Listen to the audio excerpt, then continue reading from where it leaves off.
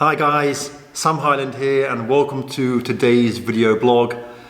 Now this is a bit different and this is really going to be a video blog just helping out people, foreigners who are living here, because through this blog I have been making friends with lots of foreigners that are living in Russia. And one thing that I come across more than anything is most people come here initially to teach English.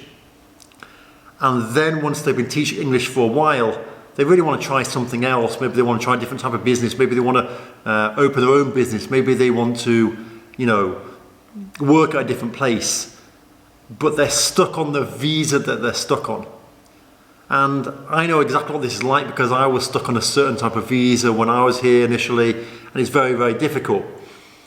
But the one thing that so many foreigners are not aware of is that it's not difficult for you to go out and get a residency.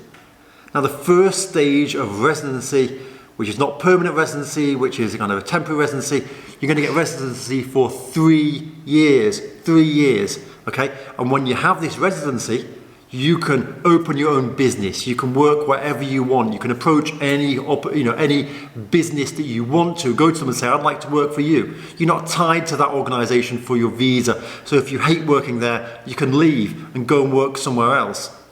The only rules to temporary residency is that you've got to go and show once a year the money that you're earning to show that you're sustainable, so that you can live in the country. And actually, after having this temporary residency for 1 year, the first year goes by of the 3, you can then apply for permanent residency, which is 5 years that you can renew each time. So then you're a permanent resident. Now, how do you get this? Well, to start with, if you're married, you qualify automatically. I'm not married, so I had to go through the other routes. But if you're married, automatically qualify, and I know a lot of people do get married just for the sake of knowing the peace of mind that you have the residency.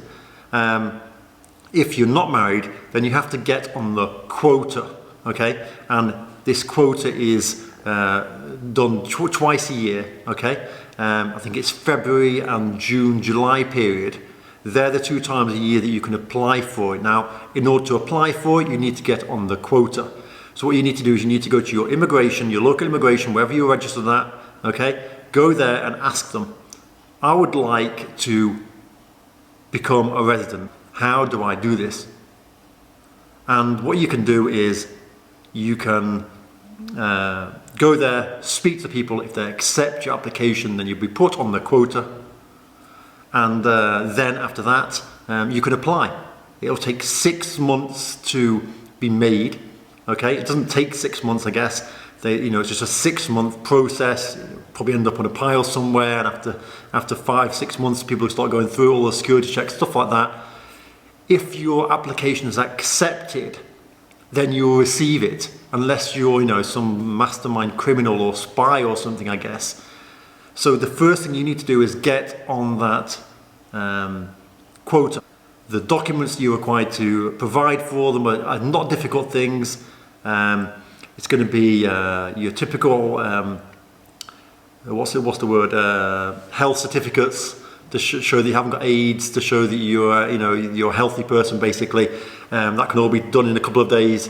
And then it's just filling in the form, photocopy your passport, photocopy your immigration card, translation of it all. Pretty much, basic stuff. It's going to take you a week. If you spend a week just getting your documents done and doing all that, you can get it all done.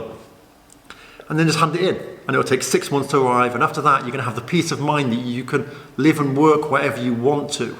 You're not tied down to a particular company or to a particular organization for your life. Because I know there's loads of people out there that are on all sorts of visas, like on private invitation visas where they have to travel home every 3 months. Or they're on a business visa which only allows them to be in the country for a maximum of 6 months at a time. They have to go home and change the visa, and or they're stuck on a student visa or a working visa for a particular organisation that maybe not allowed to work officially. And it's not difficult. I spent ages going through all that, and it's not nice, and you can't relax until you've got the peace of mind that you've got that residency. So go ahead. Go to your local immigration, and I'll put a link below of the immigration online that will tell you all the documents you need. It's not difficult. There's always people at the immigration, lawyers and stuff like that that are based nearby that are happy to help you fill in all the forms, doing all the stuff for you. Obviously the worst thing is just going there and queuing up and you know, handing in your stuff. You'll probably get the form wrong a couple of times and you have to go back and it'll be annoying, but it's worth the effort. It's worth doing it.